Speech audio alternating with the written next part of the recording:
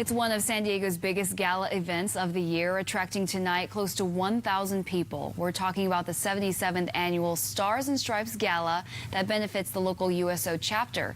KUSI's John Sermon joins us live from downtown with details on what happened tonight. John? Well, Ashley, out of respect to the Stars and Stripes event, I tried to dress the part. But right now, let's take you to the Marriott Marquis, where they are honoring an amazing organization. Close to 1,000 people show up to give their support and their dollars to an organization that could be called a military active duty member's absolute best friend, as in the USO.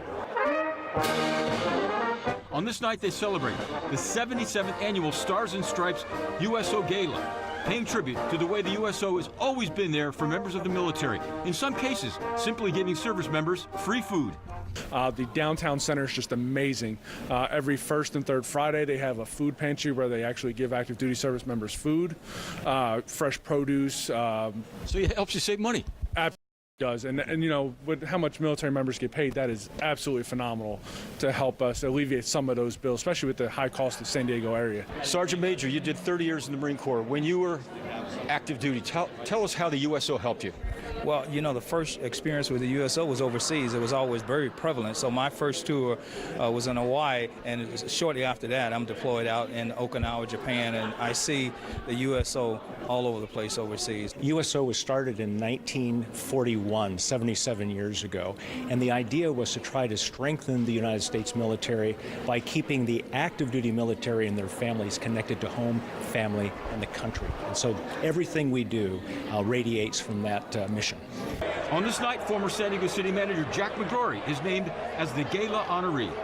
McGrory served several years in the United States Marine Corps as a lieutenant, and I asked him how his time in the Marine Corps molded his leadership style. I came out of college. I was a spoiled little kid coming out of a liberal arts college up in upstate New York, and got my draft notice and decided I'd become a Marine lieutenant and went down to Quantico. And you know, at first I fought it, and then all of a sudden they kind of transform you, and before you know it, you're out in the fleet commanding 50 to 100 guys, and you're getting ready for combat, and it was a great experience.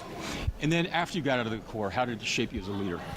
It was just a phenomenal leadership training. I mean, it's an MBA in leadership. You go to Quantico and you're out in the fleet with some of the greatest people. I mean, the men and women of the Marine Corps and the upper officers. I mean, they were just phenomenal leaders, and they taught me a lot. And when I got out and I went to City Hall, the first person I met was Pete Wilson, who was also a first lieutenant in the Marine Corps. Right. So I was at home. Now, the USO was formed right before America's involvement in World War II, the purpose of which was to boost the morale of the troops. In downtown, John Sermon, KUSI.